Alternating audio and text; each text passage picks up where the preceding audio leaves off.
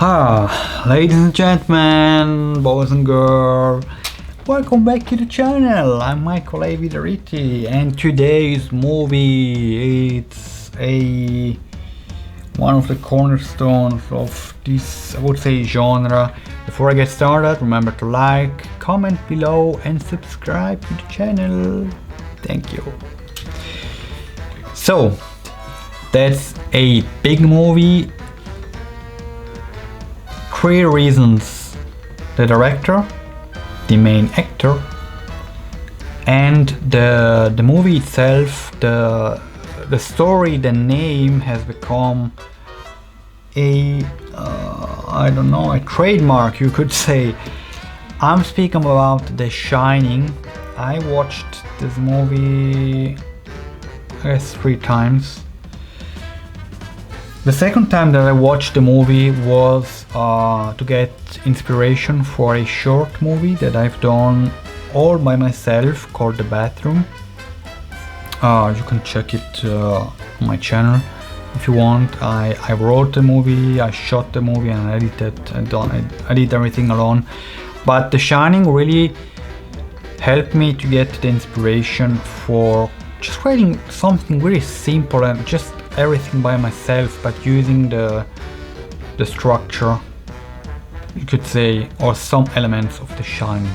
Director Stanley Kubrick, and I mean, one of the big directors of all times. Second, main character Jack Nicholson, that you really see in this movie. All movies, in my opinion, of Jack Nicholson, he goes very deep into the role. He's a great actor, one of the greatest. But this role here in Shining, is the madness he portrayed. It's wow, stunning, awesome.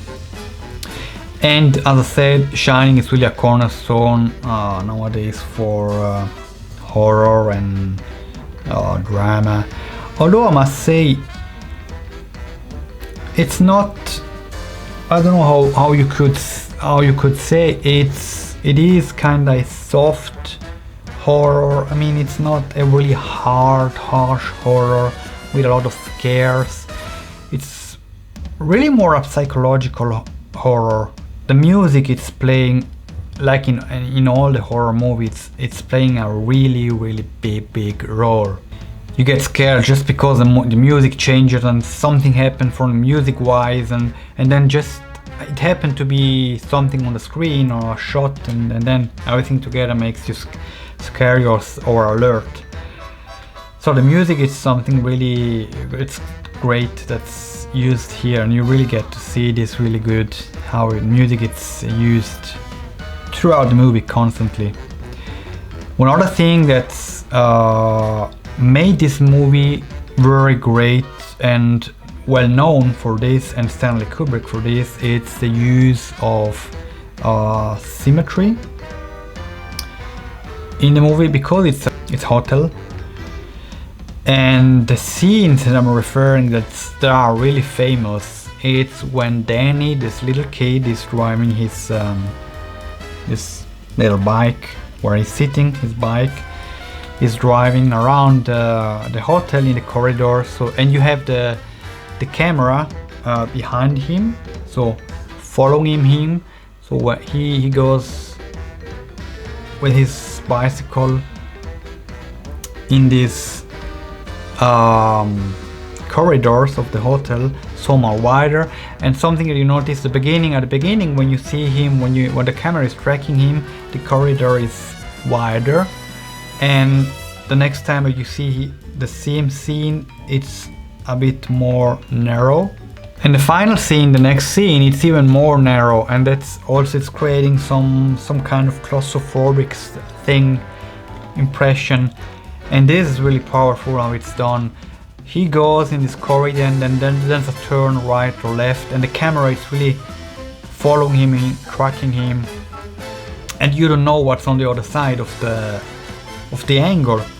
And 2 times there's nothing, and 1 time you turn, and then on the back of this kind of far away you see these two girls, but the changement, the left turn plus the music, and you see these two girls that they are not scary, but in the setup you have, I guess it's in the setup, you have the story of what happened with these two girls, and you see these two girls, so it's very psychological. It's not really scary.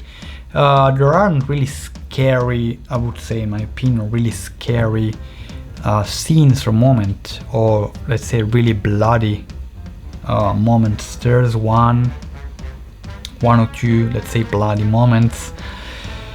There's a scene in the bathroom where this lady turns like into a zombie or something like this, but it's not really scary. It's not compared to the stuff that you see nowadays. It's more this unknown phenomena that's happening that takes over Jack Nicholson character, Jack Torrance. That makes him crazy and makes him start to do stuff that are really bad, really evil. And the combination of all the aspects, the music, the shots, the tracking shots, this phenomena that you don't see, the closed space, a hotel with only these three people, the son, Jack Nicholson, and his wife. It is scary, but it's at the same time it's kind of fascinating to me, and I understand why The Shining has been used for so many times as a reference point. One thing that's genius in the movie Ready Player One by Steven Spielberg, you see there is a scene that I don't know how they done it exactly, but they redid the same scene or some couple of scenes. There is a scene where you see the hall. It's one of the hall of the Overlook hotel where they get in, the character of the Ready Player One, and also the scene where the blood comes from the elevator out. It's also portrayed in the movie. And another scene, the ballroom, although the ballroom is different, but they use The Shining, the setup of The Shining, and the production design and some elements. Because it's a great movie, they integrate it into the Ready Player One movie, which is a recent movie. So that's just to understand the impact that The Shining had. Although it's a movie from the 1980, not a really scary movie, but everything is working really nicely in this movie, and yeah, it served for me actually as an inspiration for do this my short, especially from how to use the music really great, and how you can create something very dramatic, something scary without having basically anything or something happening big, just out of thin air, just with camera angle, shots, music. So if you haven't seen Shining yet, plan it to watch it. It's a great movie, especially if you want to study this kind of elements, the music, how to use shots and so.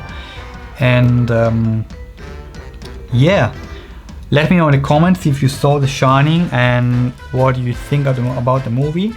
Like the video, subscribe to my channel, much appreciated. Thank you for watching, and I'll see you in the next one. Bye.